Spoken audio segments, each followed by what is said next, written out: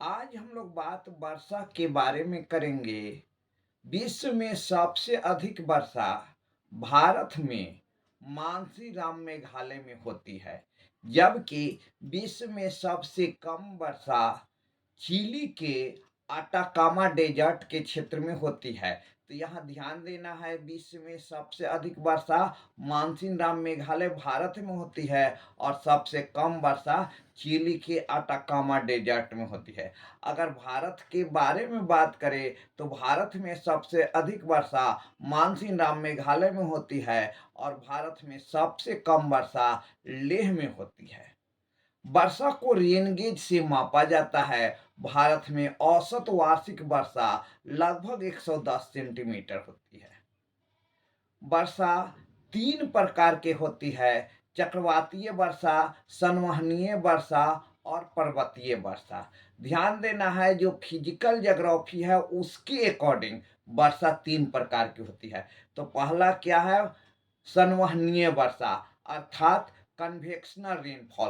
तो यह वर्षा विषुवतरेखीय क्षेत्रों में सालों भर होती है, क्योंकि विषुवतरेखीय क्षेत्र में तापमान सालों भर अधिक होता है।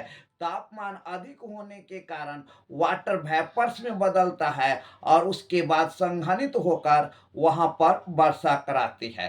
तब संवहनीय वर्षा दोनों गोलार्धों में विषुवत रेखा से 10 डिग्री अक्षांश के बीच में होता है और यह वर्षा सालों भर होती है।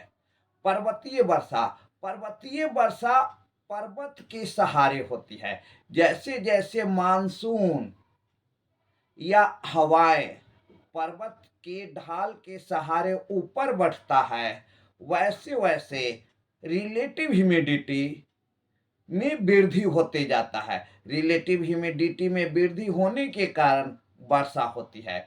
तो विश्व में सबसे अधिक वर्षा जो होती है वह पर्वतीय वर्षा होती है और भारत में भी सबसे अधिक जो वर्षा होती है वह पर्वतीय वर्षा होती है।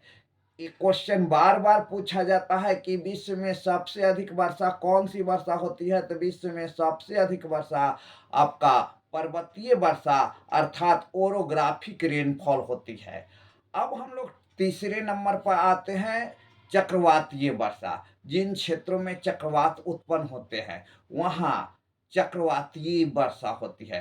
तो इस तरह से फिजिकल ज्योग्राफी में वर्षा तीन प्रकार का हुआ आपका: संवहनीय वर्षा, पर्वतीय वर्षा और चक्रवातीय वर्षा।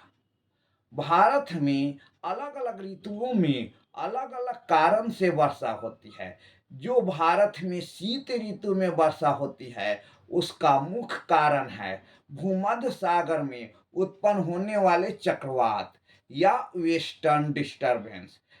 भूमध्य सागर में जो चक्रवात उत्पन्न होता है वह चक्रवात ईरान, इराक, अफगानिस्तान, पाकिस्तान होते हुए भारत में प्रवेश करता है और शीत ऋतु में वर्षा कराती है। यह वर्षा जम्मू कश्मीर, लद्दाख, हिमाचल प्रदेश, पंजाब, हरियाणा, बिहार, उत्तर प्रदेश और उत्तराखंड में होती है। जिन क्षेत्रों में तापमान 0 डिग्री सेंटीग्रेड से कम होता है उन क्षेत्र में हिमपात होता है और जहाँ पर तापमान 0 डिग्री सेंटीग्रेड से अधिक होती है वहाँ पर वर्षा होती है। तो ये क्या कब होती है? तो शीत ऋतु में।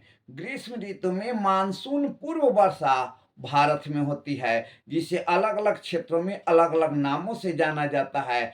पश्चिम बंगाल और बिहार में जो प्री मानसून वर्षा होती है उसे काल वैसाखी कहते हैं। कर्नाटक में जो प्री मानसून वर्षा होती है उसे चेरी ब्लॉसम कहते हैं और दक्षिण भारत के क्षेत्रों में जो प्री मानसून वर्षा होती है उसे मैंगो सावर कहते हैं। चेरी ब्लॉसम के कारण कॉफी के फूल जल्दी खिल जाते हैं। मैंगो सावर के कारण आम जल्दी पक जाता है। जो आपका पश्चिम बंगाल और बिहार में काल वैसाखी से वर्षा होती है वह वर्षा जूट एवं चाय के फसल के लिए बहुत अधिक लाभदायक होती है। अब हम लोग आते हैं वर्षा ऋतु में। वर्षा ऋतु में दक्षिण पश्चिम मानसून से वर्षा होती है। जो भारत में सबसे अधिक वर्षा दक्षिण पश्चिम मानसून से ही होती है। यह वर्षा 4 महीने होती है। जून, जुलाई, अगस्त और सितंबर। यह भारत के कुल वर्षा के लगभग 80% वर्षा वर्षा ऋतु में होती है। अब हम लोग आते हैं लौटती हुई मानसून से वर्षा। तो लौटती हुई मानसून से वर्षा भारत में सबसे अधिक तमिलनाडु के तटीय क्षेत्रों में होती है और यह वर्षा अक्टूबर नवंबर में होती है। इसी कारण से चेन्नई में शीत ऋतु के दौरान बाढ़ आ जाती है। तो वहां पर लौटती हुई मानसून से वर्षा होती है, जिसके कारण चेन्नई और उसके आसपास के क्षेत्रों में बाढ़ की स्थिति उत्पन्न होती है।